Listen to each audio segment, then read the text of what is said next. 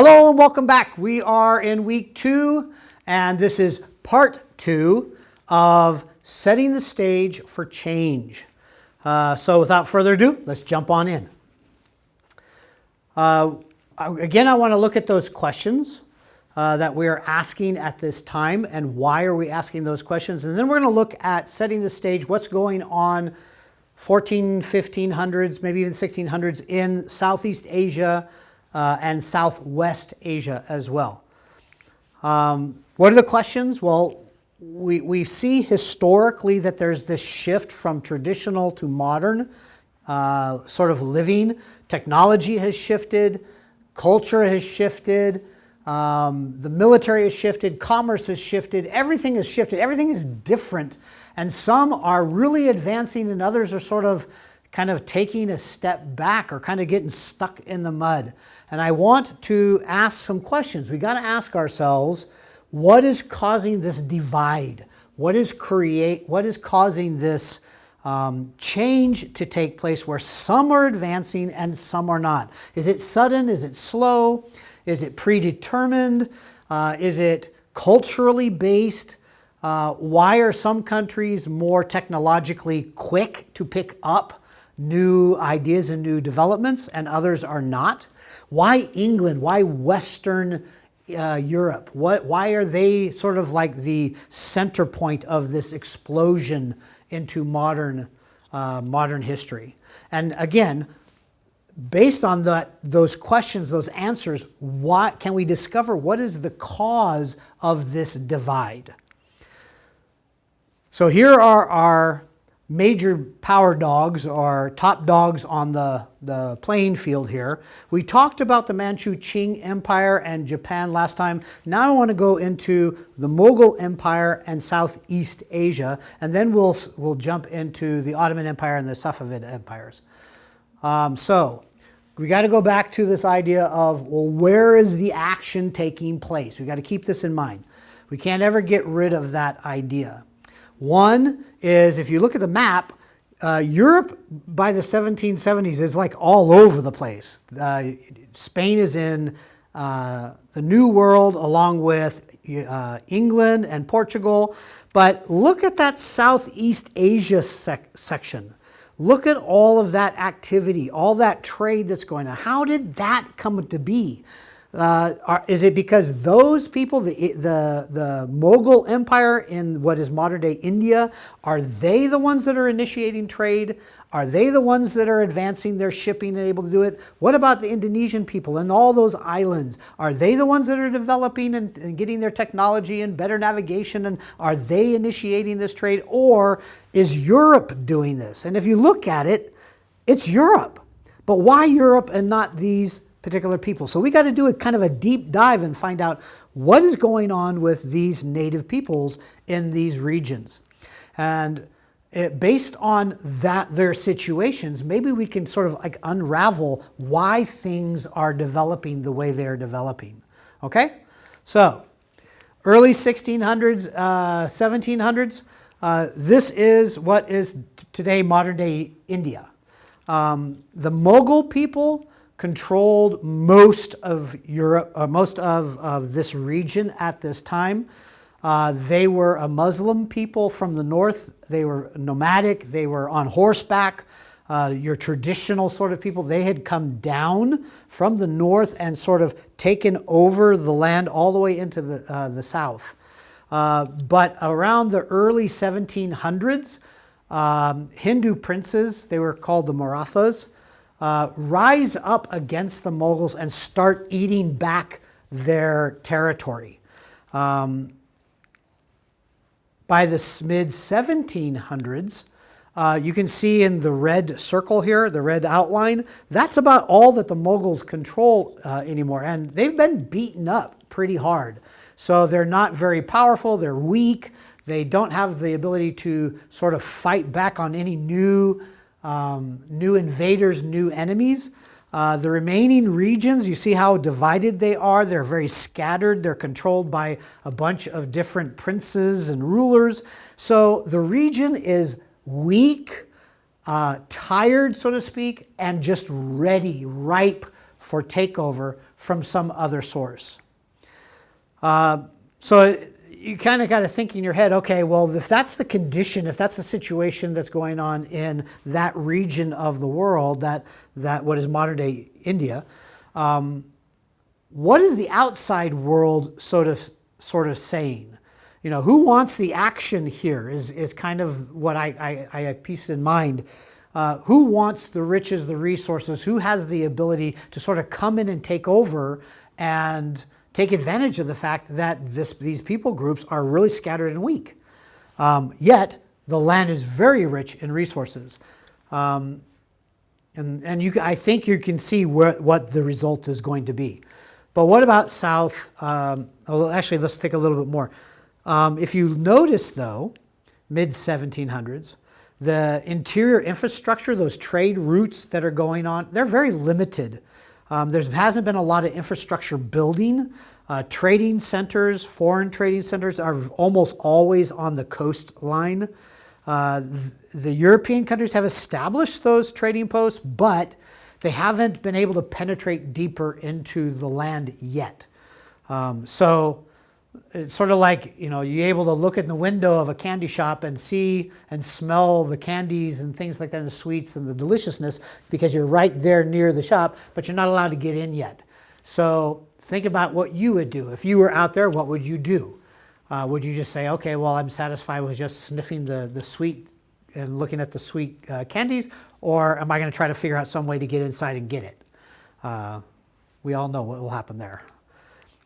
Southeast Asia. So Southeast Asia, this is that area that's south of the Qing dynasty. It's southeast of modern day India. These are those islands, those chains of islands that come off of Southeast Asia. These areas are super rich in spices. And that's going to become important. Europe traders use, again, all the coastal regions, ports, to move, buy, and sell a variety of goods. But the main one becomes spice. Why? Because the ships at this time were rather small. They could not carry a lot of weight, only about 50 to 80 tons of cargo. So if I have to spend all that time getting all the way back into Europe from over here, I want a commodity. I want a good that is light and that is very expensive per pound back at home. And that happened to be spices. All sorts of spices came out of this region that's in the red. And so that became a huge, sort of like a gold mine, so to speak, to European traders. And of course, from the European perspective, that meant that there were greater trade wars. There was greater piracy that was going on. These European outposts were still scattered. They didn't have a really strong foothold. Alliances were not very strong with these people groups.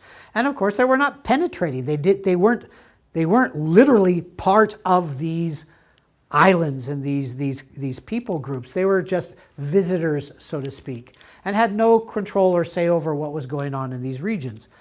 What might a European consider as opportunity and problems there? Do they have some choices? What about the people groups that are living in those areas, the native people groups? Ruling powers are weak. They're not united. Trade is growing, particularly along coastal regions and some riverways. However, local control is being taken over little bit by European interests and powers. Do I have enough power and might and ability to push the Europeans back? If I don't, what choices do I have to capture some sort of benefit in this? Regional economies are flipping. They're turning inside out and upside down. The Mughal Empire, that region, even with the Marathas, when they took over, that region was rich in resources and was exporting goods like crazy. They were the one in power and control, so to speak. But as foreign entities came in and started taking over and leaching these natural raw products from this region, taking it back to Europe, manufacturing new goods, and then they would bring those goods back and then sell them back to the Maratha people and the Mughals.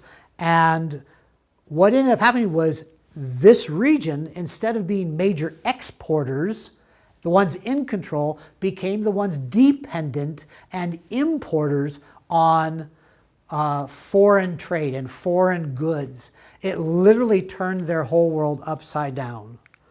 So what do? How do they find benefit and opportunity to move ahead and get ahead? What kind of problems are they facing?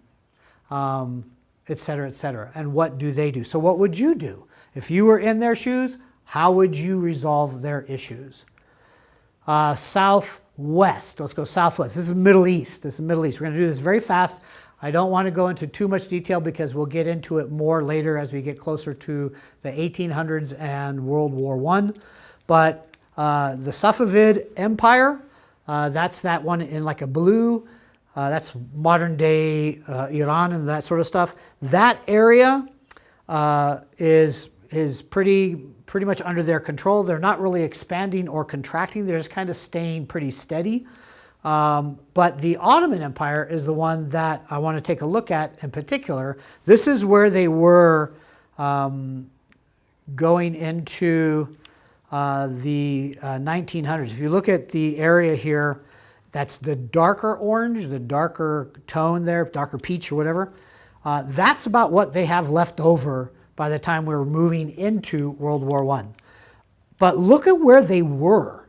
Look at where they were back in the 1600s or the late 1600s, all the way up into those European countries, Hungary, Bulgaria, Romania. They even controlled most of Greece and that peninsula coming down all the way across northern Africa.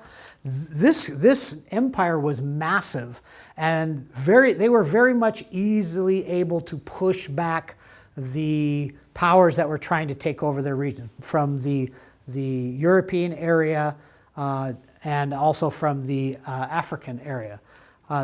Again, they were on horseback, camel. They were nomadic in their fighting styles, but they were able to push them back. But as Europe is developing, as technology is developing, as gunpowder is being introduced to both of these regions, the North, the European nations, are going to start pushing back. And they, due to their rapid advancement in military tactics as well as commercial, as well as just their overall ability to fight, they're going to actually be able to push them back. And by the time you get into World War I, basically the Ottoman Empire is going to dissolve into absolute nothingness. So you still have, again, situations, problems and opportunities, choices. This is always the cycle. So as we're moving through these, please pause and consider what each of those elements consists of for each of the parties involved. Okay? Now, we're going to stop here. You're going to take a break. What I would like to do is come back and finally talk about Europe and how is it that Europe has this big explosion. Okay? So, take a break. We'll see you in a few.